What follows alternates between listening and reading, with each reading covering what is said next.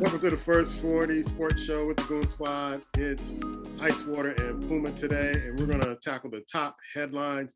Just heard, hot off the press, Jay Wright is likely to retire at Villanova. He's been there for 21 years, Ice, and has coached some great teams. He was in the tournament. I thought you were going to make it to the Final Four or get back in the mix in the championship game.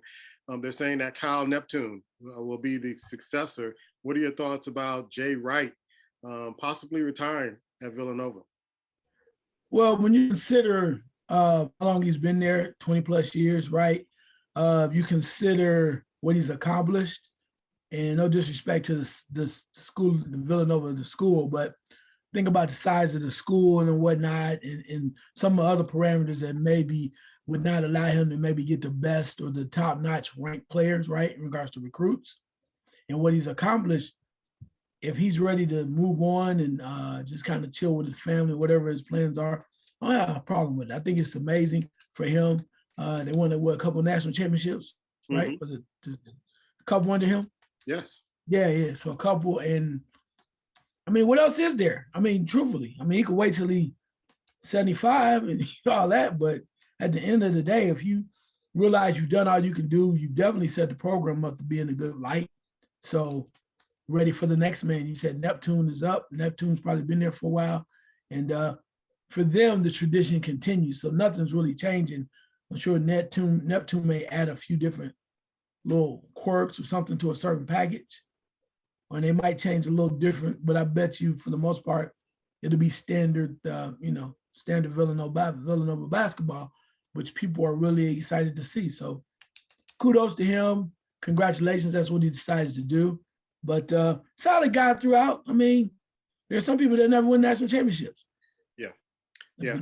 I'm really happy for him wherever he decides to do, whether he comes to the NBA or he does color commentating, which I've seen him do in the past, or he decides to take on a new role at a new university. Really happy for Jay Wright.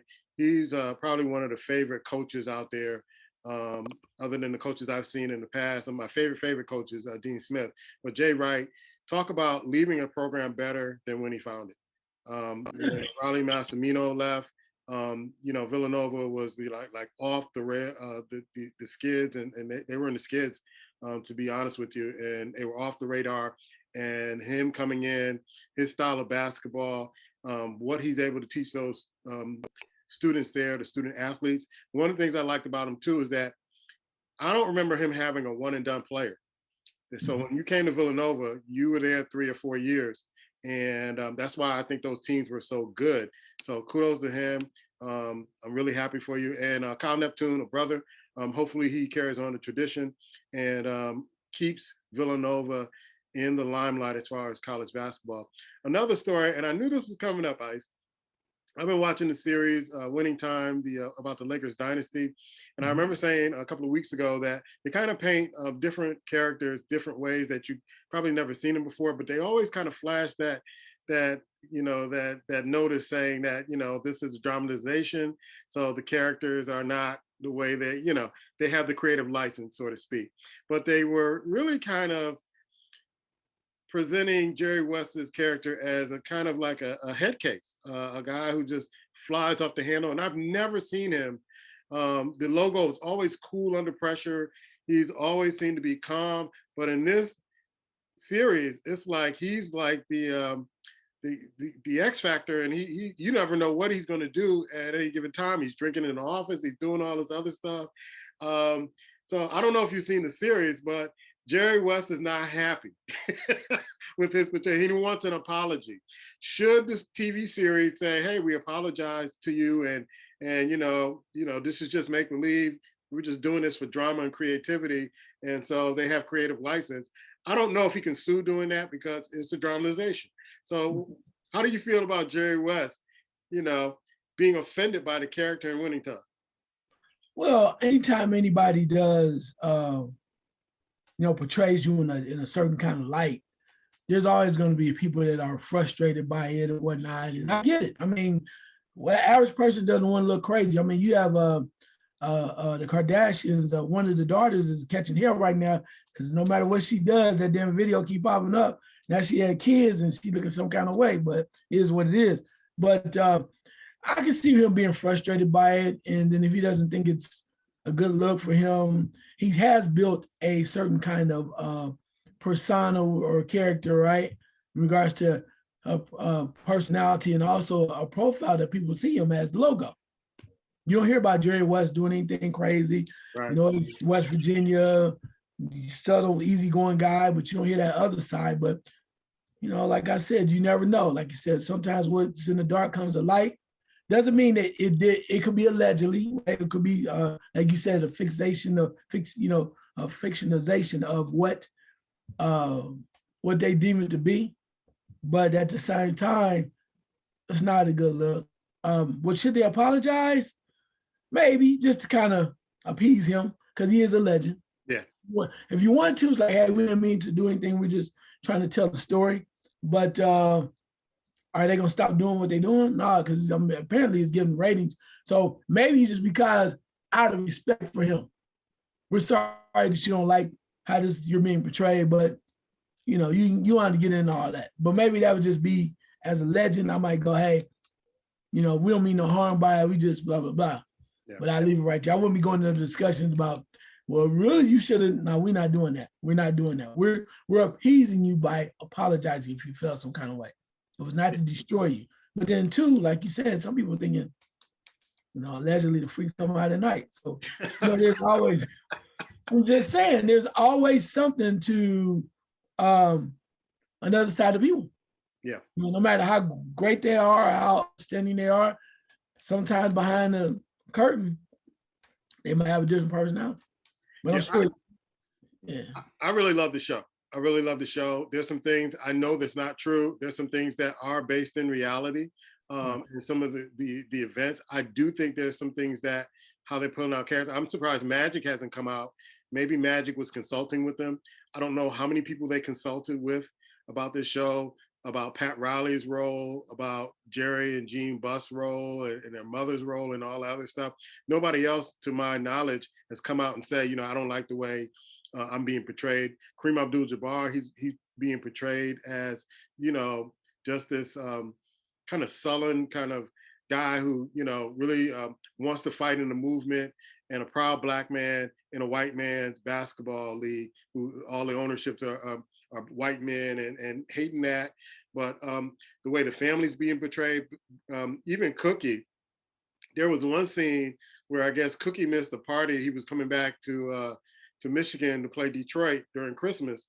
And I guess she missed a party at the house, and he wasn't really going with her, but her friend showed up, and she was, you know, having fun at the party. And then later at the hotel, Cookie shows up, and Magic's there with a robe, and I guess they're supposed to get rest and go to the next game. And, you know, he's telling Cookie how much he cares about her, and he's kissing her and all this other stuff. And he said, you know, come on in, kind of, you know, telling her to come on in after he told her, hey, I got to go and play basketball in the morning so I can get my rest. And she said, no, I need to go. And so as soon as he shuts the door, there's a woman that comes out the bathroom and said, who's that? Oh, that's one of the guys. So Magic is like, Dice, that, you know, just juggling all these women. And the series is portraying that, you know, him juggling all these women while he's professing his love for Cookie and how much he needs Cookie. So I'm wondering later on, is that going to come out? Did they consult them? And, you know, and how he was, you know, into the groupies, and the groupies coming to Cookie and say, hey, you know, he chooses a woman every night. So, you know, you should have wore something brighter so he noticed you. So it's just a lot of crazy stuff. Wow. So if you haven't seen this series, I'm sure people are going to enjoy it. And Larry Bird usually, and, you know, when characters come in and they're like famous people, they'll put their name there. You know, this is so-and-so, this is so-and-so, this is so-and-so. And I like the way they kind of do that and they break the fourth wall. But when Larry Bird comes in one of the episodes, you see the sign, you all know my effing name. And so they portray Larry as this asshole who is like, he's like the extension of Red Auerbach. He wants to rip your heart out. They showed a part where Larry Bird was also telling Michael Cooper and somebody who was double teaming him listen, this is what I'm going to do. I'm going to fake right, do this, shoot a shot, and it's going to be nothing but net, and actually do it. And them going, he just told us what he was going to do and did it. So it's a really entertaining series, but by no means do I think everything that happens in that series is true. And I get that. And Larry Bird was kind of like that for what they say. So, I mean, that's not far-fetched. Larry Bird knew what he had to do in order to survive in that league. And considering he's always stated before that he was a white man playing in a black man's game, and he realized that the black athletes or African-American athletes were the best players, and he had a problem with that. He just wanted his spot. Right. And his spot is being like probably the greatest white dude to ever play in his time for sure. So that's good enough for Larry Bird. He never tried to say, I want to come over and take the league over. No, but I want you to know I'm the best white guy out here. And one thing he talked about before, he probably said in the series is that he felt disrespected when they put a white guy on him. Yeah. He said, why they do this to you? He's like, he didn't think no white guy could check you. And that's just point blank. But in regards to Magic, I'm not sure if they consulted with Magic, and they probably did not if they didn't talk to some other people. And I think for Magic's probably like, dude, what he has overcome with all of the, the shock and the shame and whatever it was when he got AIDS, right? I won't say caught AIDS. I don't know why he got AIDS, but when he had AIDS and all of him apologizing in the press conferences, to me, that's enough. And he's probably saying, you know what? Whatever they come out with, if I acknowledge it, if I pay attention, if I say something to it, it's going to make it worse. Yeah. So if you want to read it and you want to make your own decisions as to what you want to do, have at it, man. But at the same time, my life is my life. You don't know if it's a dramatization, as you mentioned, or whatever, then that means that they kind of added some stuff that may be true, some stuff that was not true. You can decide what you think is real. That's your entertainment value. But if I come out and go, hey, man, that wasn't cool, you draw more attention to it. Yeah. Magic's life was Magic's life. Magic is moved on from whatever it was. He's accepted again by more people in society after his ordeal when people acted like he was contagious and everything. But after so many years of not passing away from, HIV and getting it under control and excelling as a businessman, I mean, and now you got other situations at home with his son and doing his thing. So Magic probably like, you know what? Yeah. Last thing I need is more attention. So here's what I'm gonna do. Nothing. That's what I think Jerry West should do. Like, when people ask him in interviews, like, no, that was a dramatization. I'm not like that. I mean, he has that persona. Yeah, but it's probably late now, too late because the horse is out the barn. Yeah. Because you already said something. When people ask you, like, you know what, I haven't seen it, so I don't know. Well, they have you like this. Okay, well, again, I can't speak on something I've seen. Right. I leave right there because all the time people make movies have been made about different people, dramatizations about all kind of stuff and been exaggerated or whatever, even from the point of Saturday Night Live, right? It's certain things are just out there. So if you get mad and you're already in the public eye, you get mad at what you're doing, as long as they're not destroying your character. Maybe Jerry West thinks they are to a point. Sometimes you just gotta let it roll, man, because that, especially in today's society, when you say one thing, man, yeah. Everybody, all these pseudo journalists and fake journalists, everybody want to talk about it, and it's on TikTok and Twitter and Facebook and Instagram, and it's all over the place with more opinions. So sometimes it's better just to be silent. Yeah. So the way they depict Westhead is like weak, didn't know basketball, it's a pushover. Pat Riley, the way they portray him, it's just interesting how they portray these folks because you don't really see it. One of the things that they portrayed in this series is how sometimes when you turn left when you should have turned right. Nike approached Magic Johnson and before Michael Jordan and all that, and they showed how much money he lost not taking the Nike deal as opposed to taking the Converse deal. And it was so bad. Like that was a real bad decision, and he'd probably be twice the millionaire he is now. But let's be real about this, okay? Let's be real. Everybody got to think about this back in the day. Nobody really knew what the hell was going on with Nike. Right. Not we. I mean, I understand the money and everybody. It's easy. So that's the part that kind of burns you a little bit. Now you can go back and go, "Oh, that was a horrible decision, dude." What when I don't know about you. When we was coming up, Converse was the shoe. Yeah. Yeah. What nobody want no Nike?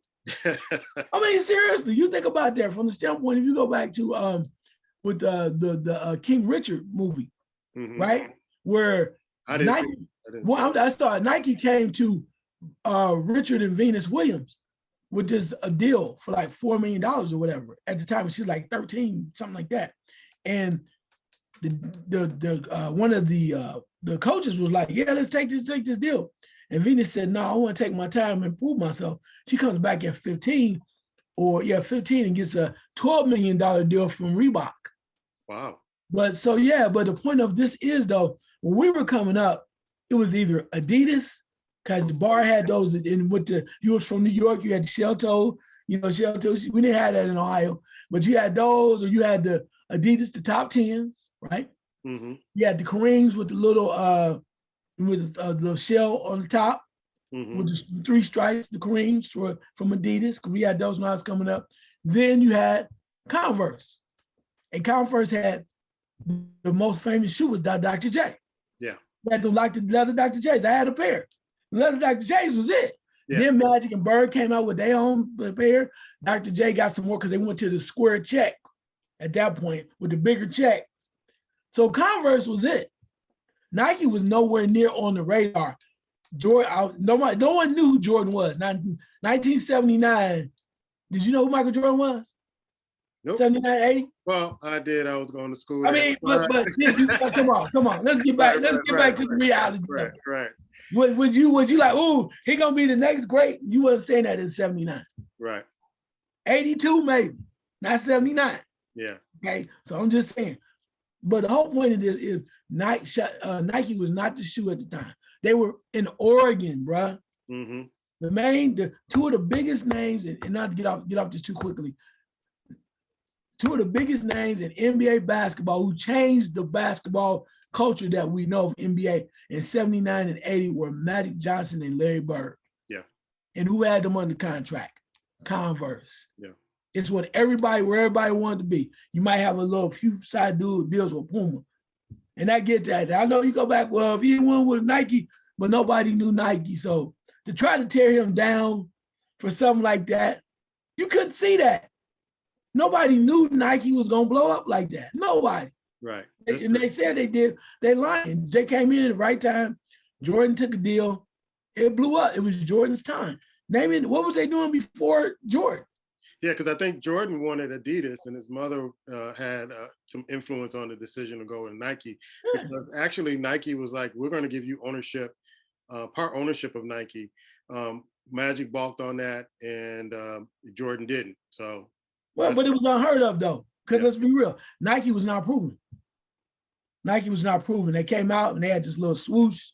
They were in Oregon. Converse is all over the place. They're big city. You're dealing with New York, Bird and Magic. They doing commercials. Then all of a sudden Nike blew up, but Nike blew up because of Jordan. Yeah. Jordan, they rode Jordan's coattail. Jordan blew up, became one of the greatest of all time. And they were along for the ride, but it wasn't because they were doing such a great job earlier. They rode the influence of Jordan, rode it hard. You brought in the Spike Lee joints and all that, and it took off. So to say like, oh, he messed up. No, if Jordan was with Converse would have blew up. So let's not give Nike all the love and everything. It was Jordan who allowed the brand to blow up in the same way as you was with Reebok. You were like, everybody wearing Reeboks. Those boxes, Jordan boxes, nice, ain't they? Yeah, but I think, if I'm not mistaken, I think Nike eventually bought out Converse. I believe that. Yeah, but how did they do that? I'm gonna ask you that question again. Yeah, how did they get to where they were? They pulled a lot of stars. Right, but I'm gonna ask you that question one last time. How did they elevate to the level that they did? They signed one of the, a global player in Michael Jordan. So, I mean, and Mrs. Jordan was the one who spearheaded that. So Right. So I'm just saying, though, it was the player, not the company. Yeah. Because whoever he signed with, the way he was playing, the way he was dominating, Hell, he could have made Pony the number one. Yeah, that was a shoe to pro kids. Yeah. I'm just saying, that's what I'm saying. So let's give Jordan a little bit more credit than just saying, oh, Magic messed up with Nike. No, wherever Jordan went, because he blew exploded, he could have made whatever. It would have been popular because it would be like, man, just give new Jordans. Oh my God, new Jordans from pro kids. Yeah. Bobos. Yeah. What they say on the East Coast, he could have been wearing Bobos. Bobos, yeah. Next story. Be careful what you ask for. Deebo Sanders requested a trade from the San Francisco 49ers yesterday. It was early reported that he was traded to the Jets, but I don't think that is true and confirmed. So they're lining up teams because the 49ers want draft picks. And so Deebo Sanders, who is a receiver, they use him as running back, who is a big part of the 49ers offense. And I guess he was using this as kind of negotiation, or he was using this as leverage, and it backfired because the 49ers are looking at their cupboards and they're like, you know what? We need draft picks and we need some holes to fill. And if Deebo Sanders is going to do that for us, hold on, Deebo. I would go back to the 49ers and go, hey, let's work this out before you get traded. But I want to see what you thought of this, because I know we just brought this up. This was something that just happened recently before we gave out the topic. So what are your thoughts on this with the Deebo Sanders wanting a trade from the 49ers?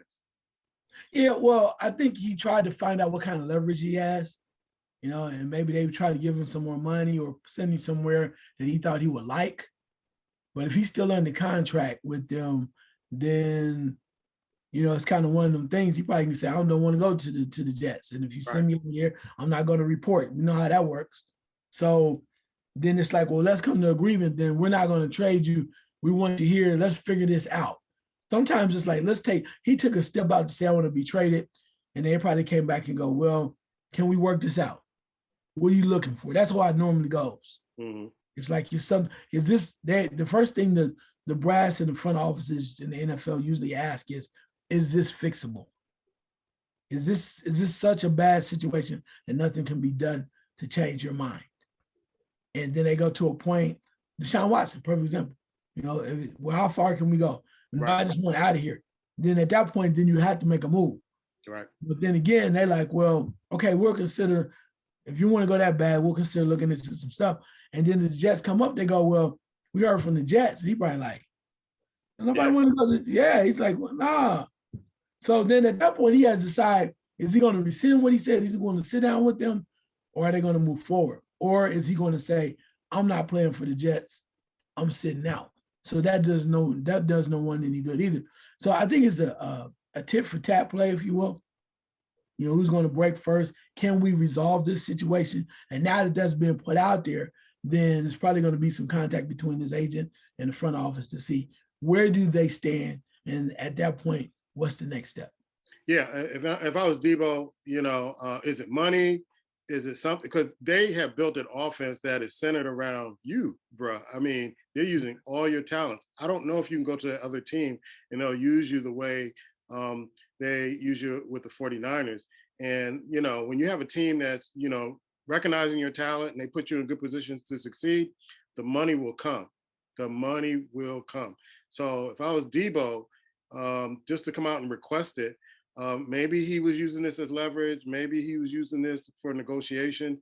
But if you don't have another team that steps up and is going to pay you more, or really a team that you can fit in with, I would just pump the brakes on this one, bro. I really would, because as the old folks always say, be careful what you ask for, because you just might get it and you may not be happy with it. Nick Saban has a grievance. Now, we reported last week that there are coaches having grievances. And I think the grievance comes down to these players have more leverage in college to do what they want to do. And the coaches and universities don't have total control of these players. So Nick Saban is saying, hey, these NIL rules are creating situations where you can just buy players. Isn't that what they're doing already, buying players and negotiating? But here's what I see. And Nick Saban may be right about, is this where we want to go with college football? But for a long time, these players have been indentured servants for these universities. And now they have the right and the powers to go and really kind of negotiate and make decisions that's in the best interest of them. Usually they're relying on these men, these men who go and recruit them, on saying, we know what's best for you. We're going to put you in a good position. You can play on our team. Then when they get on campus, it's a totally different story. And then the player has to eat everything that the coach is serving. Now players have the power ice. And for me, I think it's a good game. Does it ruin college football? I'm not sure yet. Will it get out of control? I think so. But then we have to find out where the line is and then bring it back and try to remedy it. What do you think about Nick Saban saying, we're out here just buying players right now? Well, the one thing that he said, which is very interesting to me, he mentioned that his university, his players are probably the ones that are benefiting the most in NIL, which tells you is you're getting paid, and he's probably saying it's a shame this is happening to a point. But is he saying that because he's not being able to stockpile players like he did before? I mean, everybody wanted to go to Alabama. They were deep, on the depth chart was deep, and guys that they were maybe not starting were staying because they want to be part of that Alabama tradition. Right. Now some of those guys are like, you know what, I want to play and I can earn some money while I'm playing. I may not win a national championship, but I can go somewhere else. And then since I'm maybe one of the top-notch guy, I can receive coin too. So they're understanding the game. So when a coach can't stockpile, then of course he starts to say, well, I think we're ruining the game. The other part too is when you think about it from this standpoint, the NCAA ran into some major issues because players were saying things like this too. And now it's like, okay, when things start opening up, and the NCAA did not want to be, what's the word I want to say? When the NCAA did not want to be removed from the equation, they didn't want to be removed as a player of the game. They opened up they opened up things. They became looser. So now the players are able to do what they do through this situation in this matter. So in order to not be totally shut out, because the schools can go off and make their own organization. They don't have to have the NCAA, right? Supposed to serve as a governing body, but there's no guarantee that it still exists. If the Big Ten said they want to do some things, you might have a contract that you have to follow for so many years, right? But then at that point, it's like, no, but there's a problem because the NCAA is like, we had to open the door, and while it's wide open, everybody running crazy. We want to push it back, but we're afraid because we don't want to be pushed out.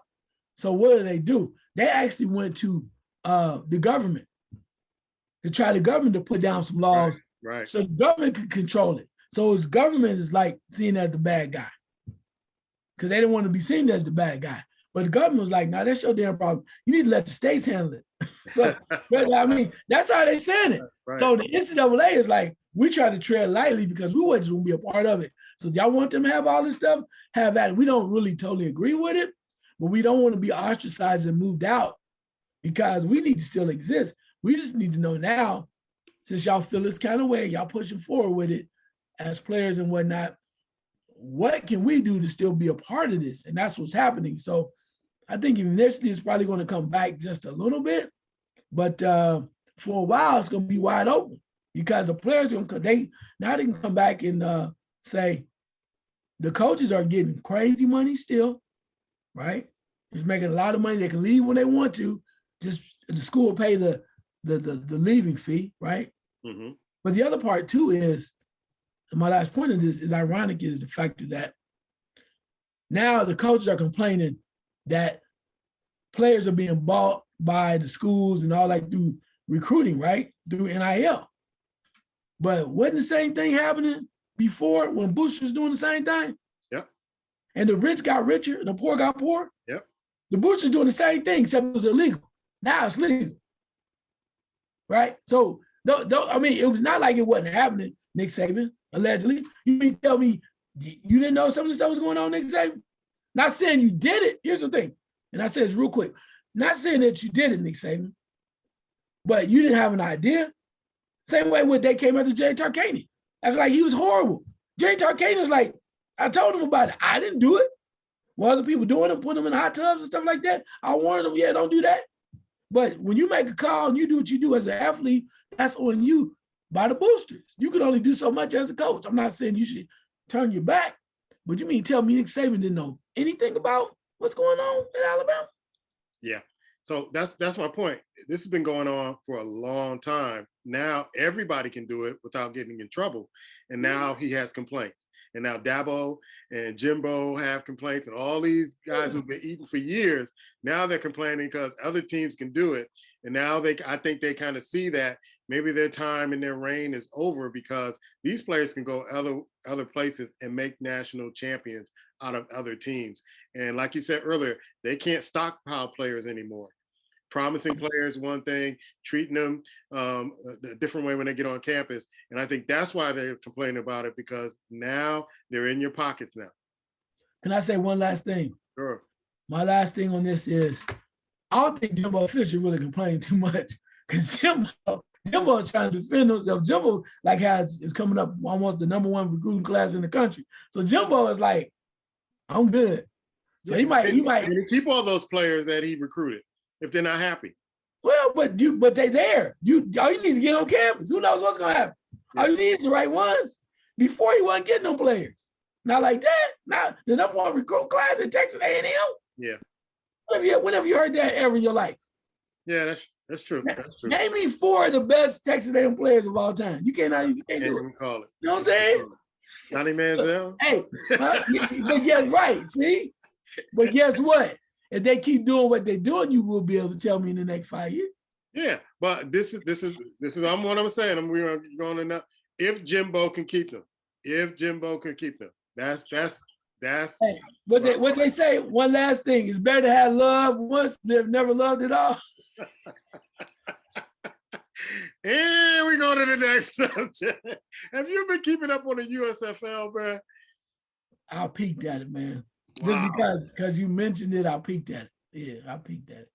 So I tried to watch a couple of games. It couldn't keep my attention. I know I was watching the New Jersey Generals game.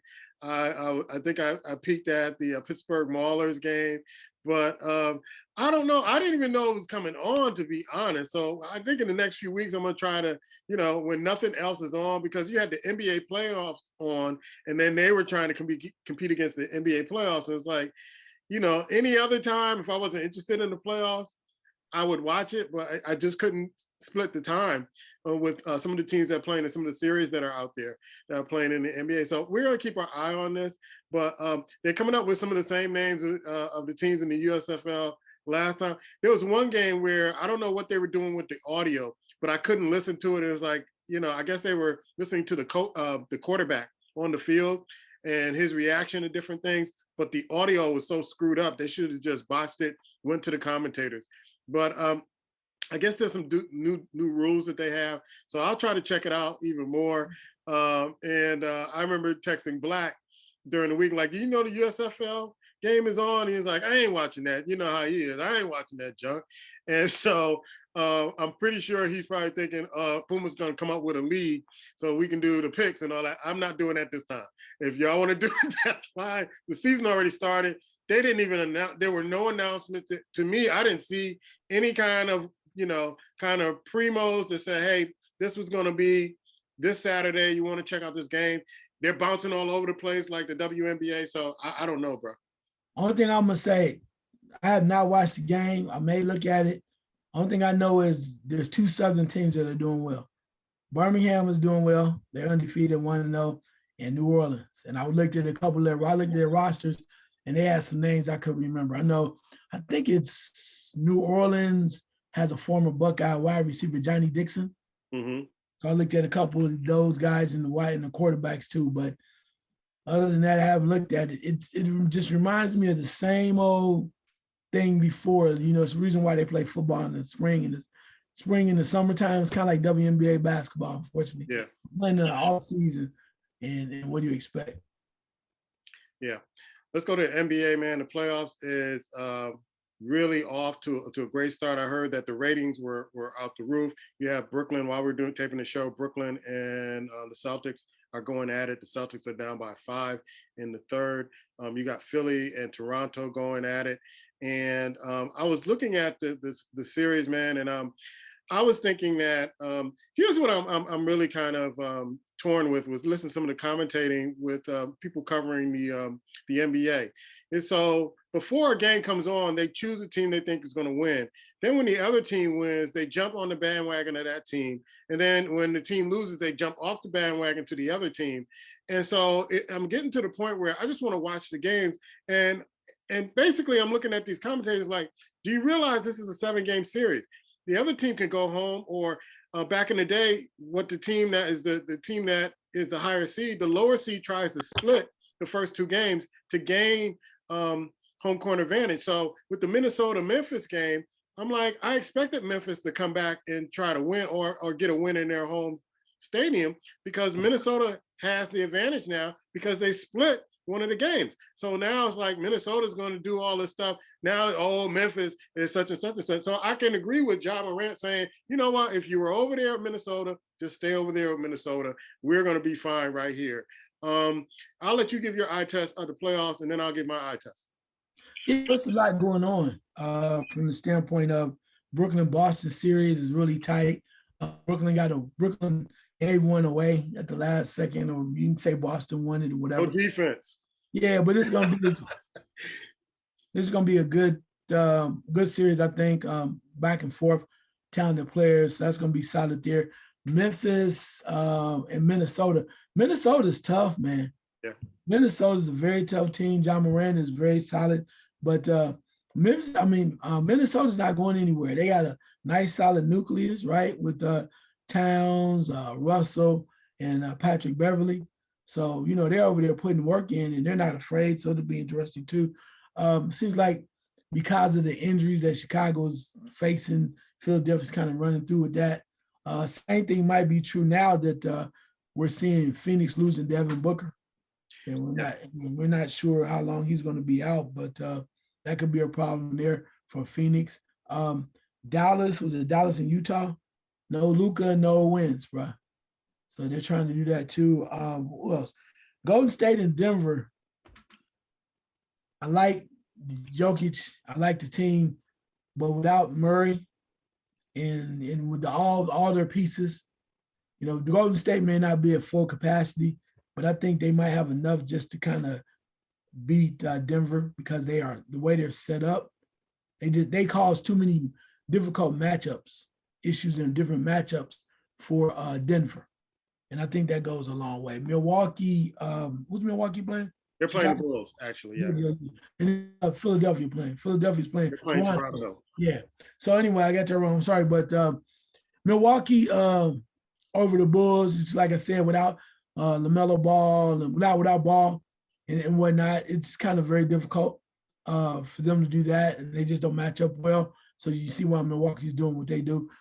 Toronto and Philadelphia, I thought Toronto would give a little bit more of a run, but I think part of it now, particularly now, Scotty Barnes, the young rookie for Toronto, has been hurt. He might be out for the rest of the year. Yeah. Has a serious injury, and that just messes up everything for Toronto. So right now it looks like those that you think are going to win are going to come through, supposedly. Last thing is, Miami is playing. Who's Miami playing? Miami's playing. They're playing Atlanta. Atlanta, yeah. So Trae Young got past Cleveland, and Jimmy Butler turned it up a little bit. Once gave him a little something was going on. They told him we learn how to get along with everybody for a minute. Yeah. And they're taking advantage of that situation. So, yeah, it's the ones that are winning so far, you expect to win are winning, maybe except for Brooklyn. We'll see how that works out. This is going to be a tough series for Brooklyn and Boston. That's the one I'm going to keep my eye on. Like right now, like you said, they're really going after it. If Boston goes up 2-0, you might want to say they're going to get it. They're going to take the series. But if this goes 1-1, it just opens the door for a lot of things because anything can happen with Durant and Irving on there too. And then also too, they're saying that if they go 1-1, I know y'all ain't trying to hear this, but I ain't saying you got to do a lot. But if you see they go like 5 games and you see a Ben Simmons sighting, hey, all I know is they're saying he might be able to take some contact. If nothing else for him, I hope he plays. If he's cleared to play, I want to see him play. Not saying he's going to really help them, but I think he needs to get his mind right He needs to get to a point where he can play basketball again, and he needs to get on the team and understand what position he needs to play in. Just for him, even if they lose this series, for him to get started for next season and the rest of his basketball career and life in the NBA, I hope he plays if he's able to, because he needs to get back to some normalcy. Well, I think I'm going to start it off there with the Celtics and the Nets. I think it's a head game with him, to be honest with you. And he's been away from basketball, so what kind of shape is he in? And will he be able to kind of handle playing in games? We'll see that. With Boston and the Nets, I just saw the last play of the game, last game, where the guy who scored the winning basket was Kevin Durant's man, when Kevin Durant was nowhere to be found playing defense. And that's what that was kind of a microcosm to me of this Nets team. They can score points, but can they play defense well enough to get past Boston and get through these series? So that's one thing with them. The Bulls don't have enough. Even with Ball, I don't know if they will have enough, because I think what's happening with teams that are playing the Bulls, they cannot beat teams. I think they're like 0-18 with teams that have winning records. And so I think teams have really caught up with what the Bulls are doing. They, in the last game, Milwaukee was getting into DeRozan's spots. So he had a bad shooting game. And so they need him to play. They need him to score 30 plus to win this series. If they need Levine to score. They need their big guys to score. But without that, without Ball distributing the ball and running the offense, I don't know if that can happen.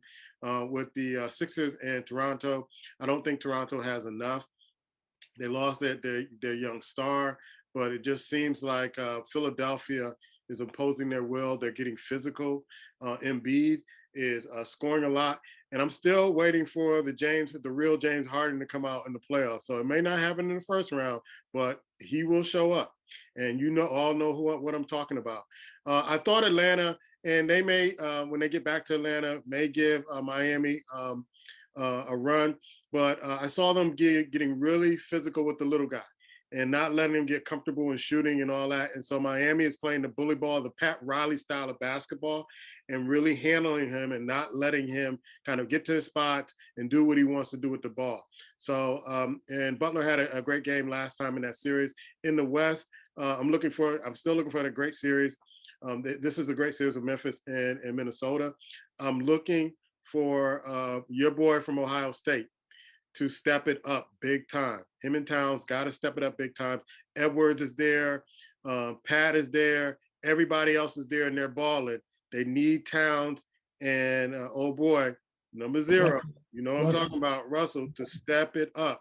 He can't disappear in the playoffs. Golden State is showing everybody that they're still Golden State, and they have new stars emerging with Poole and Wiggins and all those. They have new stars emerging and playing really good basketball.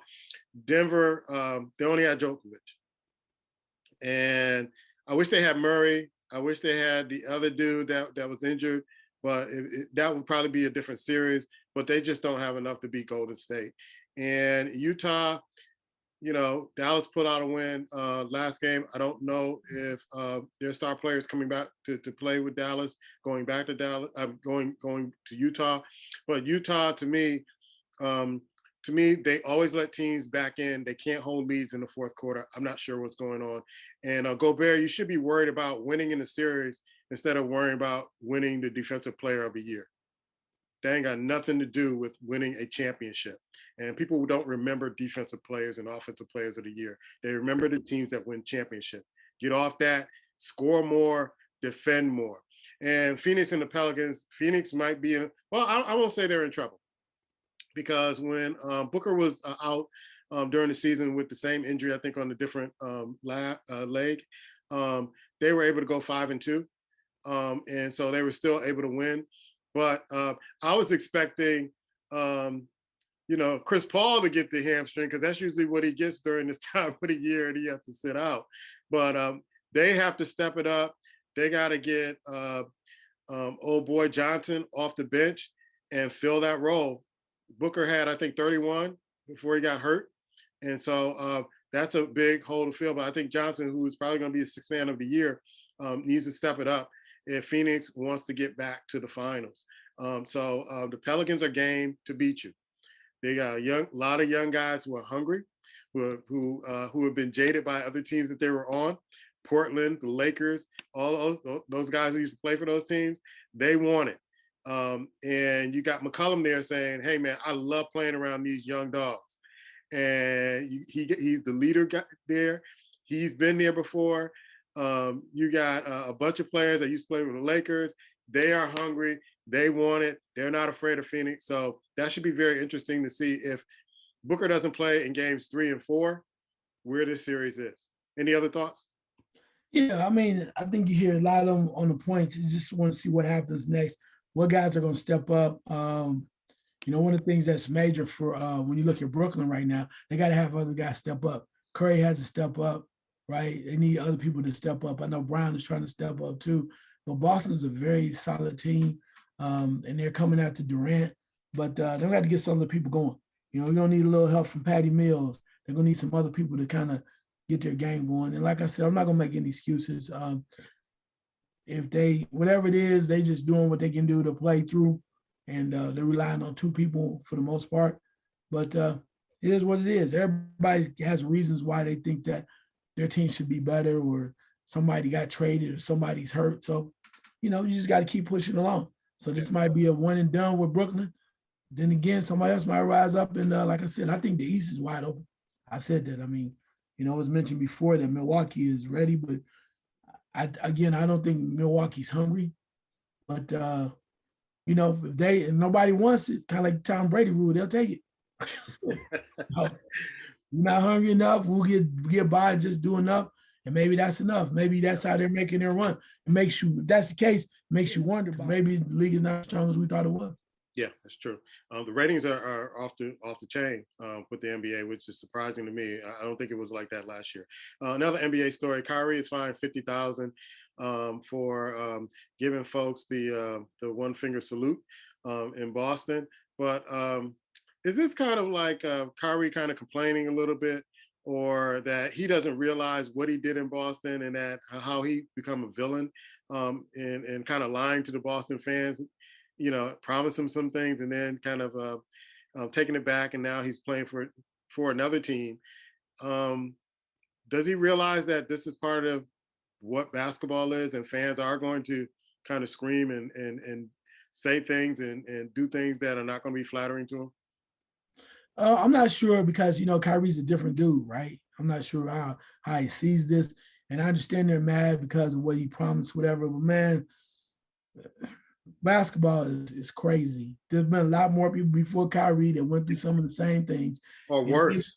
Maybe he just got fed up with it, and he's acting out. Not saying he's perfect, but there are people like, oh, he should have stayed here a lot longer. I mean, I'm sure people in Philadelphia said, why the hell did Jimmy Butler leave? I'm just saying. I mean, they could have been a lot better. People was mad when Kawhi left San Antonio. Yeah. I mean, so with the fans, you cannot win from losing. The way he's responsible, reacting, maybe it's a bit much over the top. But then again, you see how Westbrook is in there every 5 minutes. Something happened, he letting you know about it. Other people just keep moving on. So I think it depends on the individual. I mean, it's easy to pick on Kyrie or go after him because of what he's been through and whatever. Some people just don't like him. But he might have a point where somebody says something, we don't know what's being said, and it's been going on for a while, and it's really unnerving, something that really gets under your skin about your family too. I'm not making excuses for it. I'm just saying, if I was in that position, what would I do? Would I just keep playing and act like, oh, I'm a millionaire, y'all know what y'all talking about? Or would sometime one or another, whatever's being said, if I see something, they keep coming at it, nothing being done, even if I point it out, then that might get under my skin, and I might have a reaction. I really might. So, I mean, for every time, say, oh, Kyrie, but there are so many other people that do different things too. But it's easy to pick on Kyrie because he's in the spotlight. I'm not saying he's right, but we don't know. We don't have enough information to understand what he's going through and what he's dealing with and why he reacted that way. sometimes I think if I know I can get in your head by saying something, that's what I'm going to do. Mhm. So you really, I think, I know if I was a pro player, I would probably try to ignore it and just get rid of the noise and then concentrate on what I needed. Because as long as you kind of ignore it and they're not getting to me, then they'll kind of subside. It's like that didn't work, that didn't work. But the longer you kind of go back and forth, like Westbrook, it seems like every stadium that's outside of Lakers Stadium, people are going after him, and it just like it's in his head now. And that's the way I see Kyrie. It's just in your head now that they might be saying some things, but you're out there playing. You got millions of dollars in the bank, child's game at a Kingsley ransom, and so I know for me it's easy to say ignore it, but if people know that they can get to you, they're going to do whatever they need to do to get to you. It was just like when Booker was he waved off the mascot.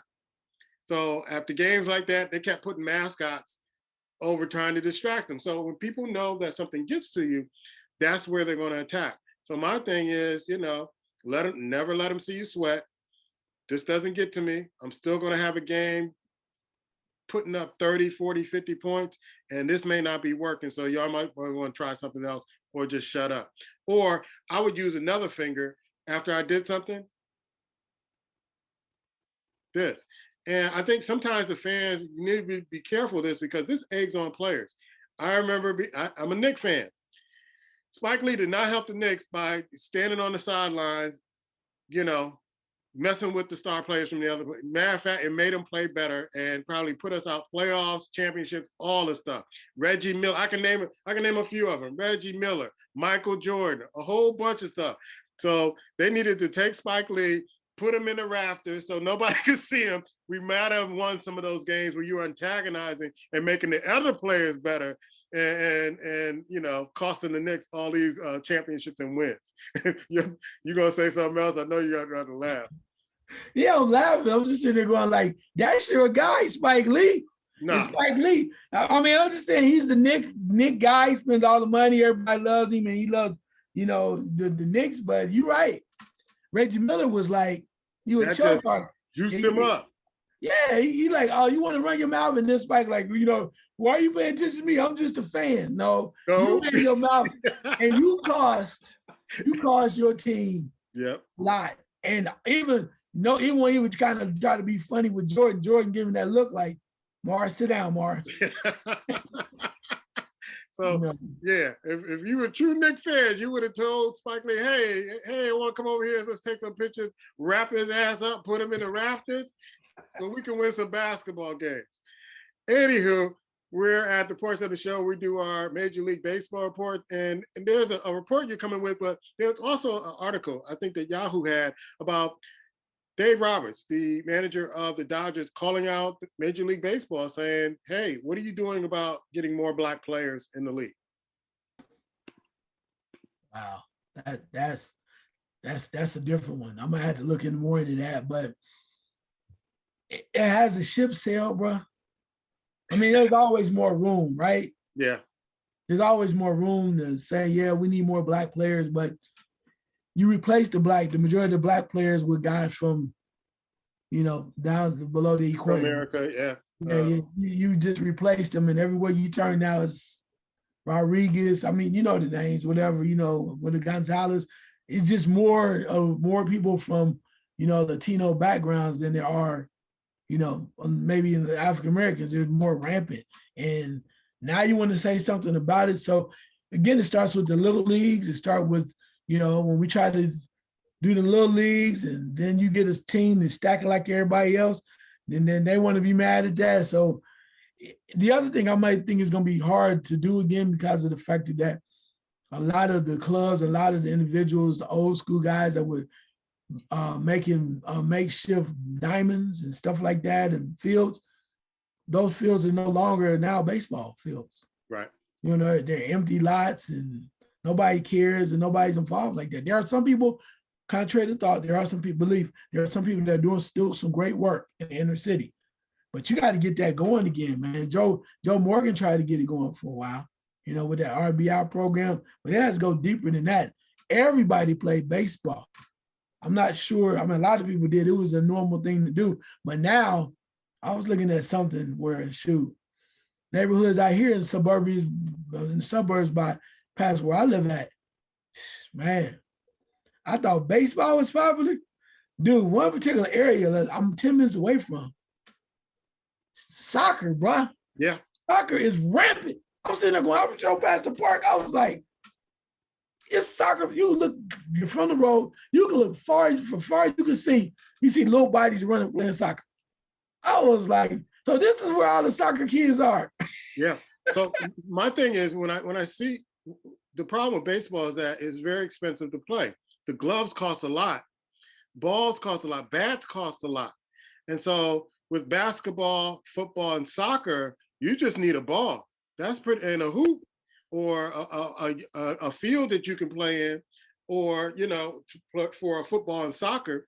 Basketball, you just need a hoop, and you need some guys that are down to play basketball. So those sports are very inexpensive to play, especially in inner city where you don't have enough money to buy a glove, certain gloves, a catcher's mitt. You may want to buy baseball, softball. Those things are very expensive. If you don't think so, go to Target and price a football, a soccer ball, and a basketball compared to glove, a bat, and all the stuff you need with baseball. You just say this. I get all that, but we from the old school, bro. You know how we used to. I learned how to play baseball back in the day. You can go now. They got secondhand stores, right? You go to the Salvation Army and all the Volunteers of America. Nobody's playing baseball like that. So now all of the equipment is there waiting on you. So you go in there, pick it up for $1 to get you a glove. If you're left-handed, you go to the right store, you can get you a glove too. But that's part of it. The other part of it too is baseball used to get those little plastic bats, wiffle balls. That was kind of expensive.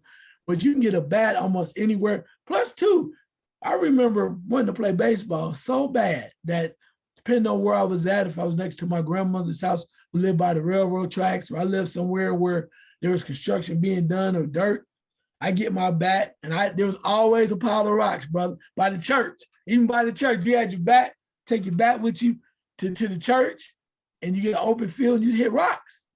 That's how you learn how to get your swing, bro. So, I mean, I know we so used to things being given to us, but old school, it's a new generation, man. They're like going to be hitting rocks. You have a rock, you throw it up, you know what I'm saying? This generation, I can't see them doing that. I really. But when how desperate are you to do something? Right. You need to have a ball. You get a pile of rocks, and you hit the rocks. I mean, you practice your swing. That's how it was. So, for all the excuses about how expensive it is, dude, it's a lot of equipment. I bet you, especially in the inner city, at Volunteers of America, a baseball stuff just sitting there. And people go, what we gonna do with it? We don't know. We can't donate it. Kids don't want it. It's sitting over in the pile. You know how they do? They got all old golf clubs over here. Yeah. Stuff people don't want over in the corner. And I bet you go over there, you can find all the baseball clubs. Probably find a catcher's mitt, anything you want, because nobody's playing it in the inner city. I'm telling you. Or you can even call somebody. Some school is probably ready to donate. One of the more affluent schools, probably ready to give it all their stuff, brand new stuff. I'll be making a call like, look, we got a baseball team. We'll take anything you have. We've been trying to find a way to get this stuff out the closet. Yeah. Come get it. So I see it as baseball is not as sexy as football, soccer, and basketball with this generation. I mean, I love baseball, but it's just not sexy.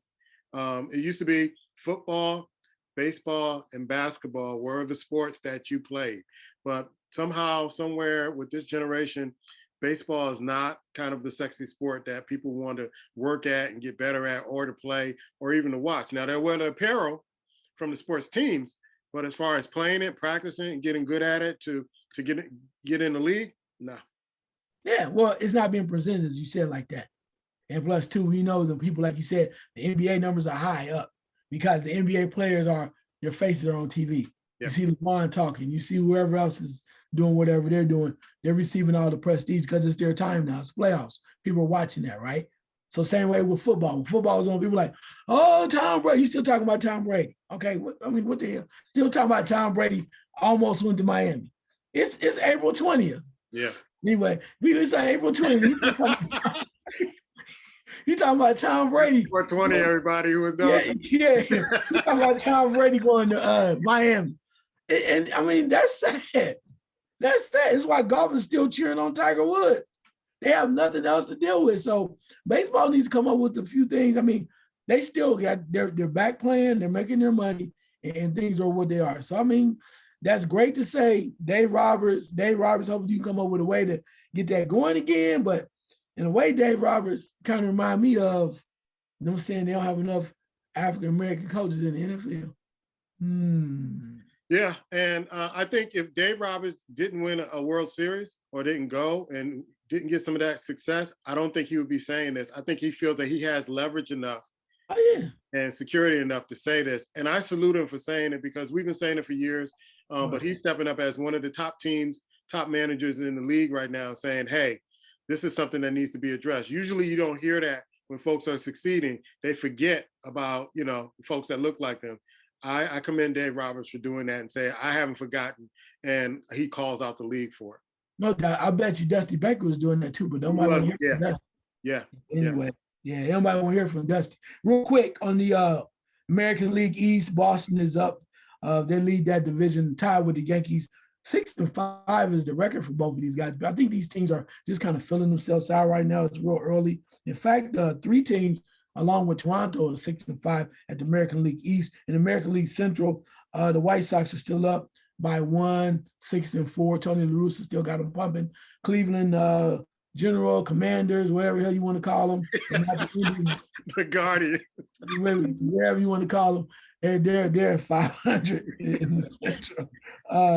In the West, in the American League West, Oakland is 7-6, followed by the Angels, who've been struggling. My man Ohtani got rocked the other night, 6 runs real quick, 6 runs, 6 hits, but he hit a home run. So I guess that's what keep it going.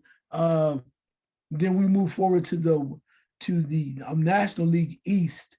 The Mets are 9-3. They might be one of the hottest teams in baseball right now. Weren't they out last year and they cooled down a lot? Yeah. Well, they have a lot of talent. I mean, like you said, when that general manager, they got pushed out the window, pushed out the door for getting in trouble. He made a lot of smart deals. They have a lot of talent. It's all about developing now, moving forward. So they're high right now. We'll see how on that last. Washington Nationals are 6-7 in second place behind them. Moving forward to the Central in the National League, St. Louis Cardinals are 6-3.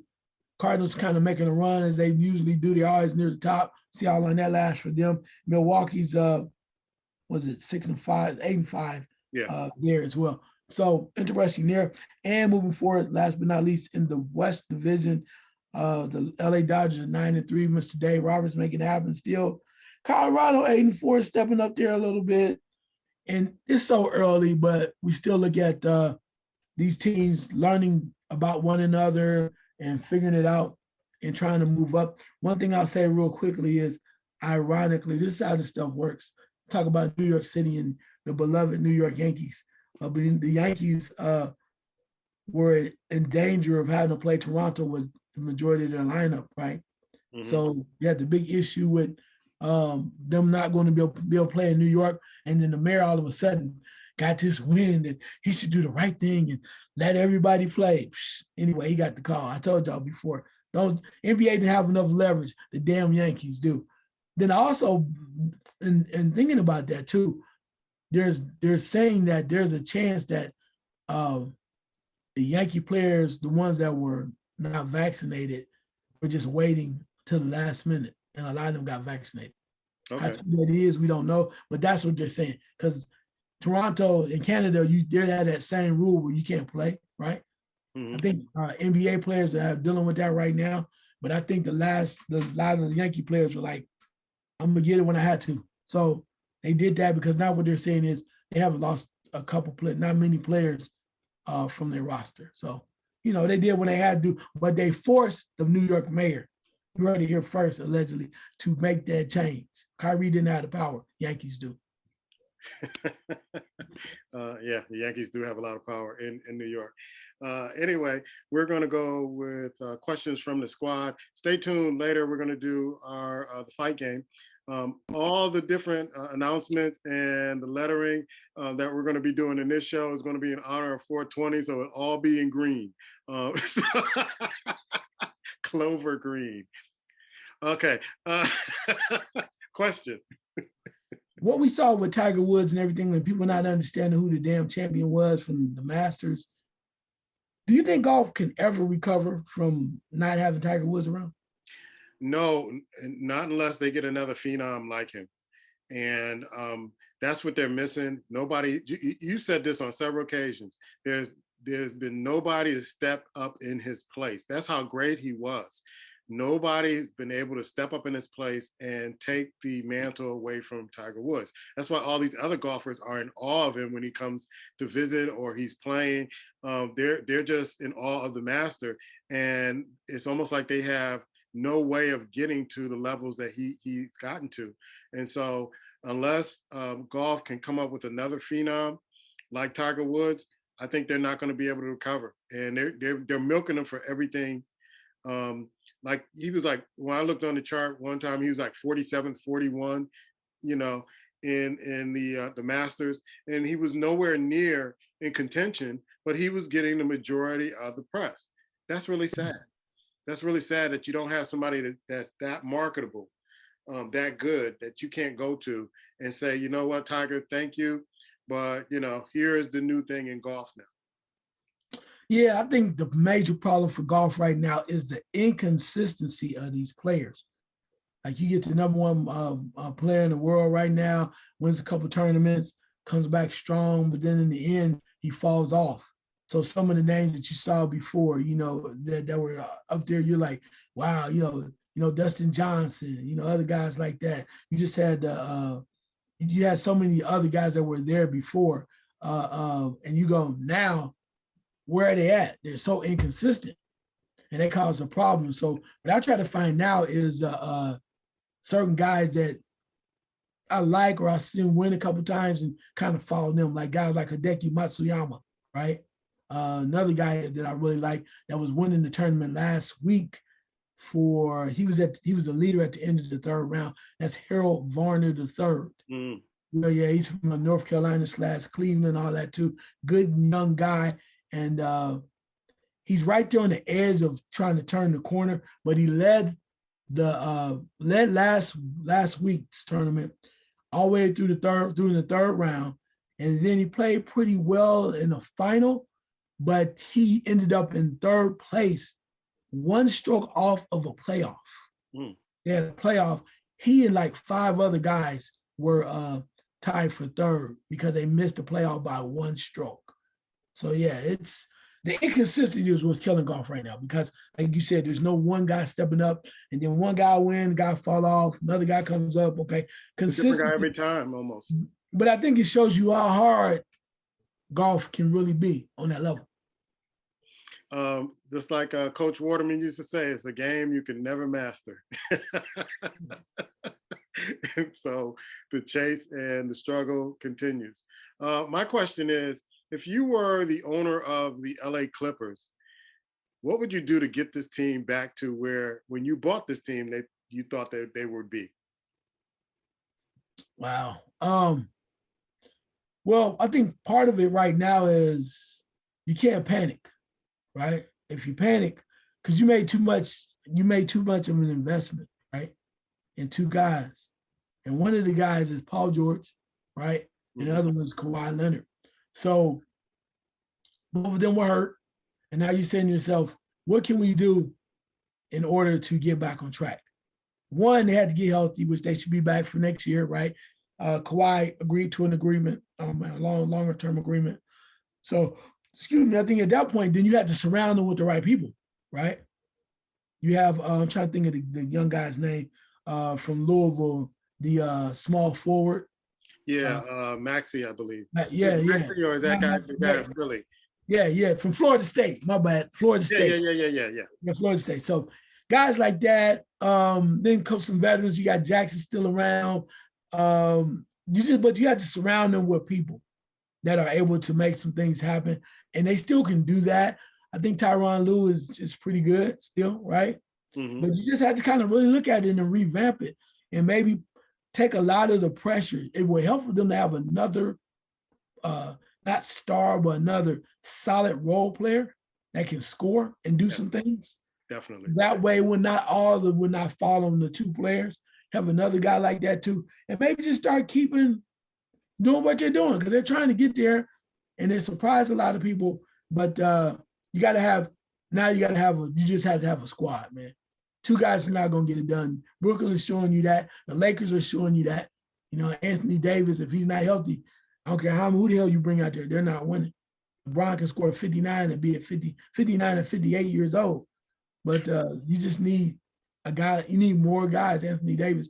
And when they get back to having more of a team that they can really count on to have more of a solid nucleus, I think they can be better. Yeah. I think you're absolutely right. I would give them one more year, Kawhi and Paul George, because you invested a lot in them and they owe you a lot. But they need to do their homework, maybe get some draft picks, and they need a guy that is a bucket coming off the bench or a bucket in that starting lineup that can score. I think Tyronn Lue was underrated at the coaching job that he did this year because you gave him nothing. Paul George and Kawhi Leonard were out, and what he was able to do to get that team, even in playoff contention or even in the play-in, I think was a miracle because he could have took jobs somewhere else, but he decided that he was going to take the Clippers. So, and he proved that he is a really, really good coach because I think when he was with Cleveland, I think he was kind of hidden behind LeBron, you know, and not a lot of people, even though behind the scenes, he was the man and he could get up in people's face and tell them what to do, where to go. But I think him going with the Clippers, to me, proved that what kind of coach he is.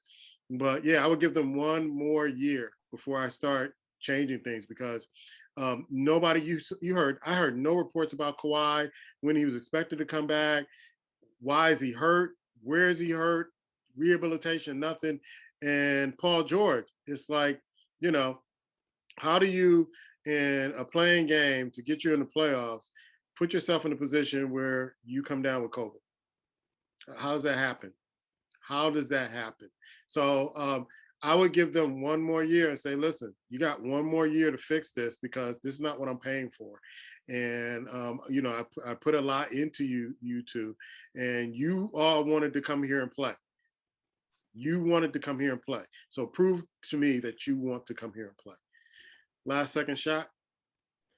Yeah, it's all over the place. Last second shot. I want the NFL draft is going to be coming up pretty soon. And I'm interested to see what certain teams do. You don't have the strongest of a quarterback class this year. And I want to see what certain teams will do. I want to see what happens with, I was gonna call him Johnny Manziel. I want to see what Cleveland's going to do with our guy from Cleveland as the not like the fourth quarterback. You know what happens there, and I also want to see what happens with these wide receivers. You got Jameson Williams. You know, you have you know, so many other guys, like a couple of guys from Ohio State. So many unknowns, but some of these teams really need desperate help to the point where Green Bay was so desperate to pick wide receiver help, they picked up your boy, right? Picked up a veteran guys. And I think with the way that the dominoes have fallen with Russell Wilson moving on, Deshaun Watson moving on, if you don't get this right, you can find yourself behind, a long way behind, even behind the Houston Texans. So a lot of teams are trying to malfunction. I'm not sure if Aaron Rodgers can just save you right now. You know, they had to go out and get somebody that like, oh, we're not worried about it. You know, you go out there and you go out and get Sammy Watkins, right?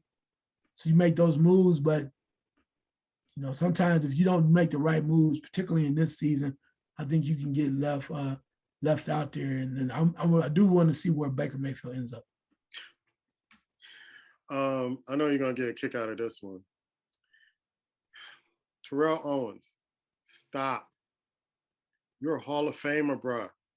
You don't need to be playing in some arena league. Stop, bro. Stop. Know your worth, bro. You're a Hall of Famer.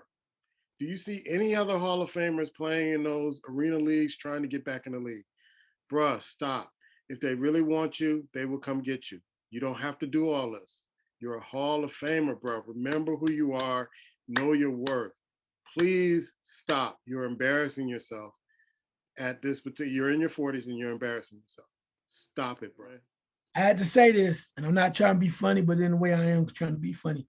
Since they had the LBE in boxing, right? Mm-hmm.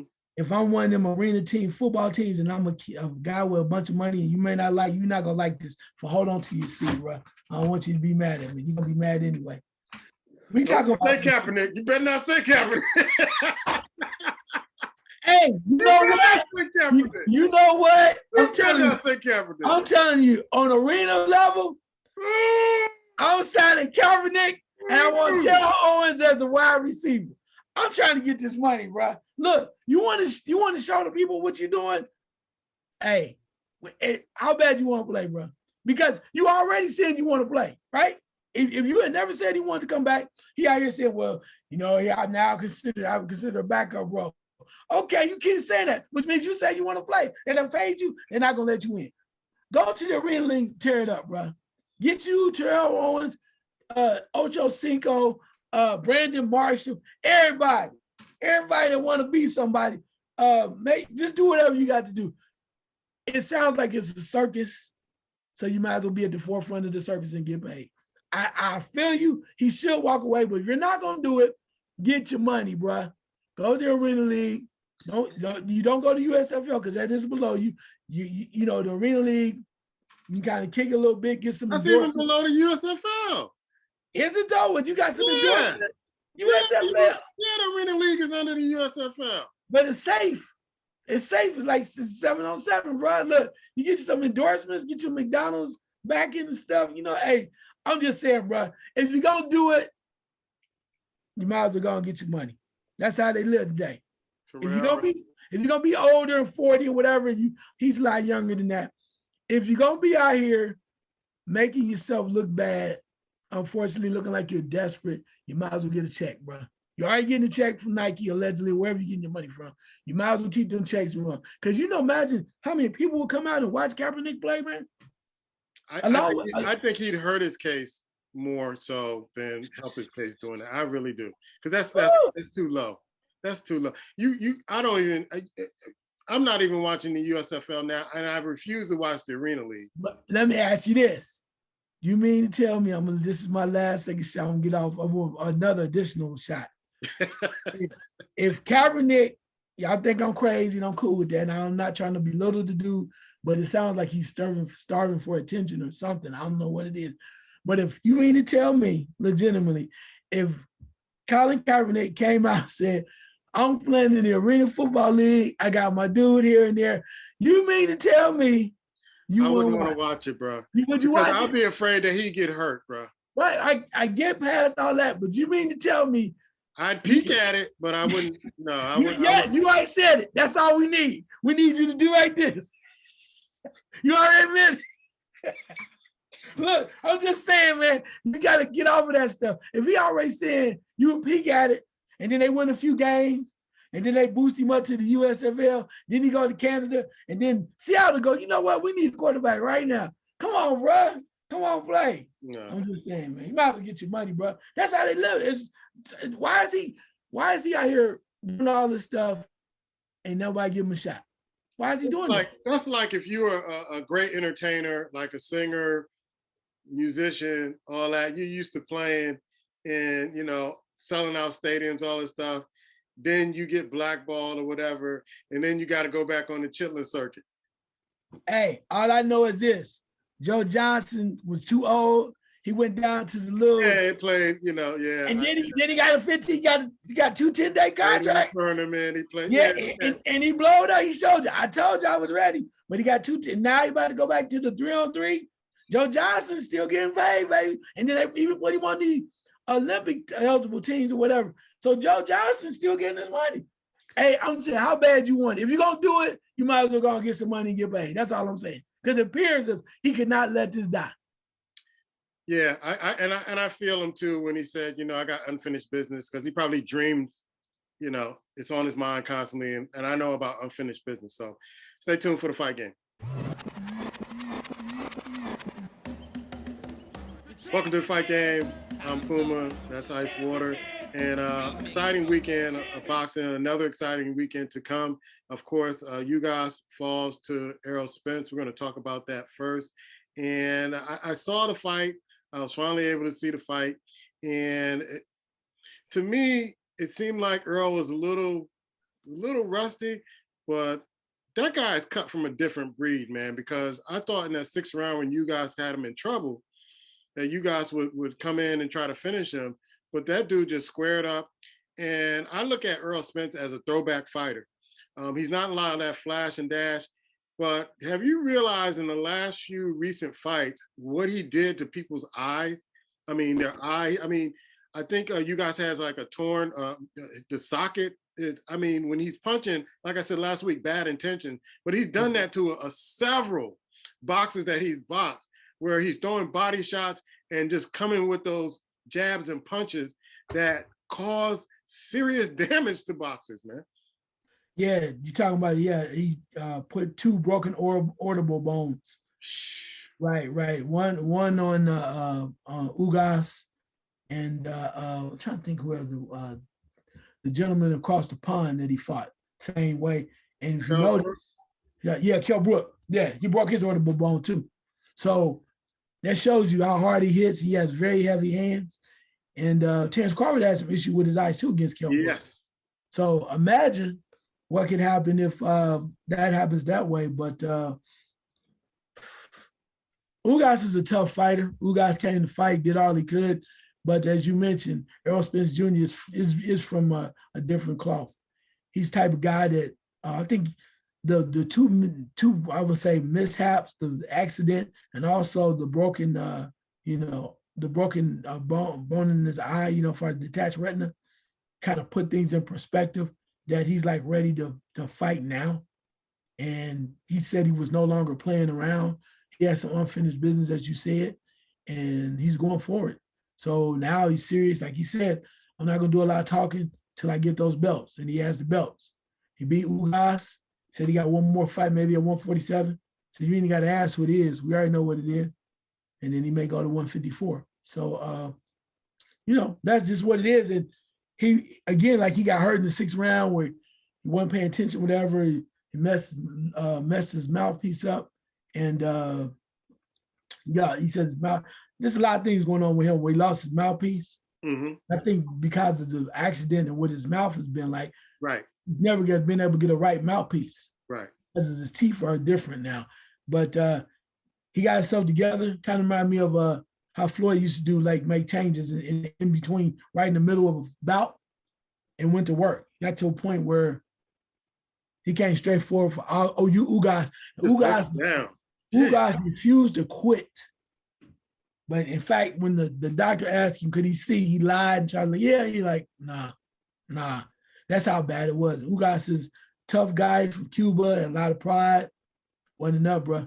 And it's like every time you see Errol Spence go to another level, from the Sean Porters or whoever it may be, you ask him to rise up. When he said he fought Danny Garcia, maybe he's only 40%. When you ask him to bring his game up, even though he has not been in the ring often last couple of years, he steps to the plate, bro.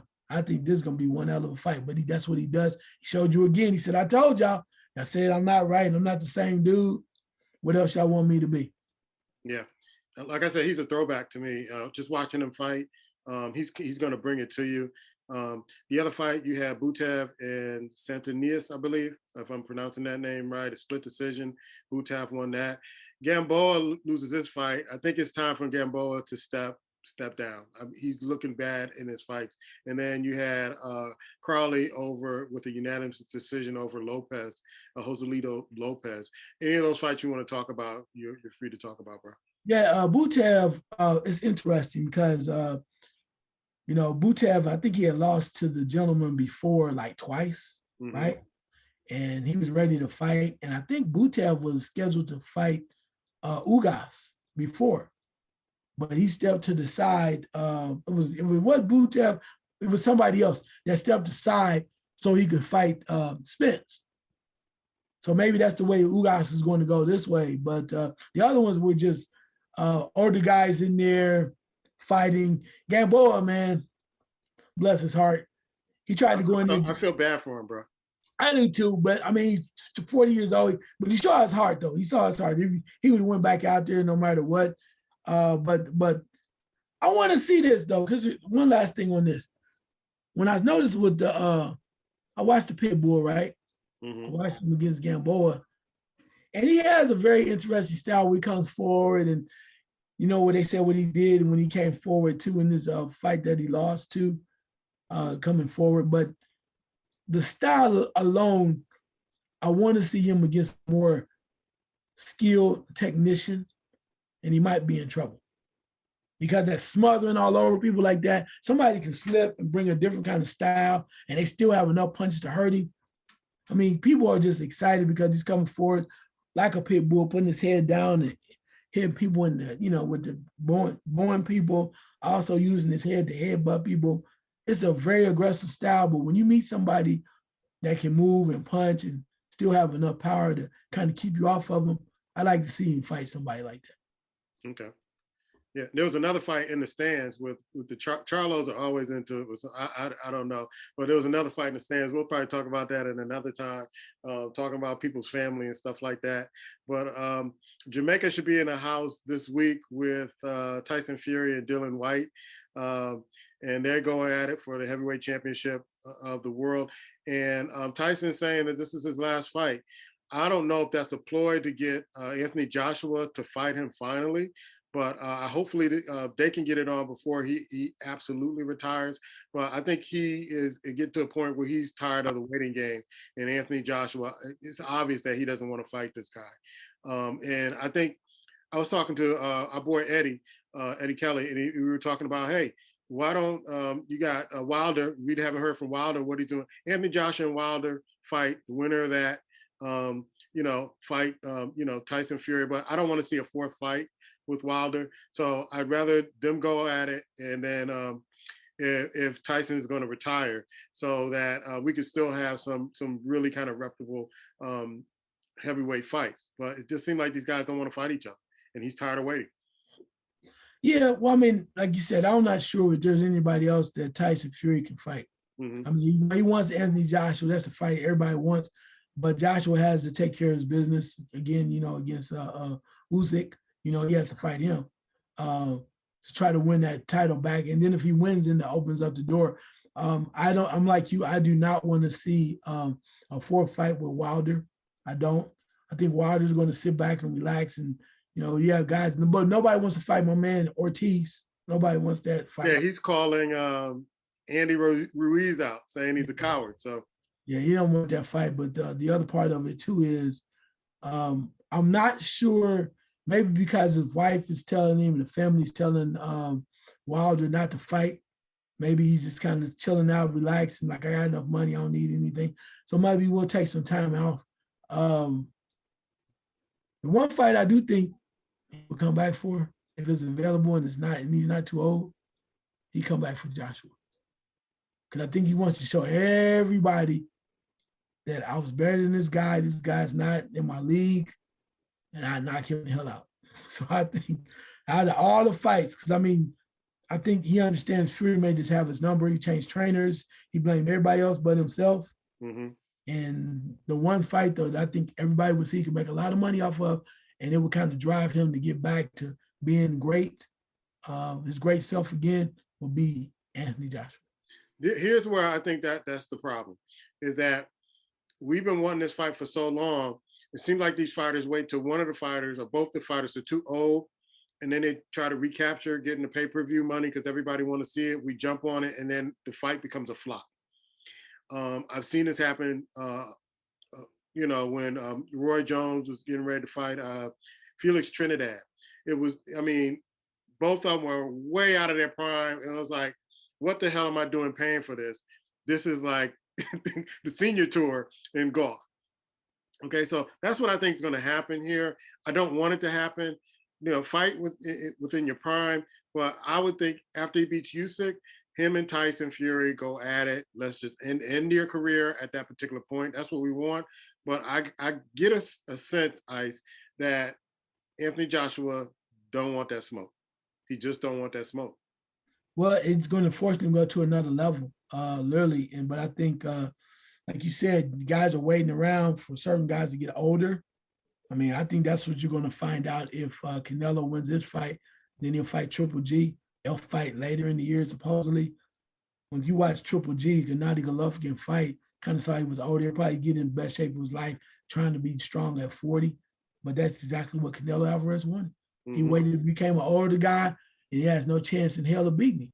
So you're going to see some of that, but I kind of blame the promoters on that a little bit, because a lot of fighters want to fight. So, I mean, I don't think if it was up to the promoters that we ever would have got the trilogy that we did of Fury and Wilder. Right. Whatever we did, because those were 3 hell of 5 fights. I don't think it was left up to the promoters. Never would have seen them. Yeah. I know I'm looking forward to the fight this weekend. I'll be there watching the fight. Hook or crook, I'm going to watch that fight. But Tyson Fury has some other issues. I guess he's been tied to a mob boss, and he's basically telling people, mind your business. This is none of your business. So that might be something we can talk about next week.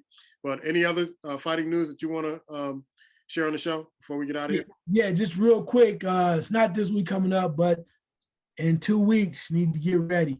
I don't know how you're going to set it up, but 2 major fights coming up. One is Oscar Valdez Jr. versus Shakur Stevenson. Definitely. And then also with my girl Siriana versus Katie Taylor. So that's a women's fight that you definitely want to check out. It's probably be on at the same time, which don't make a lot of sense.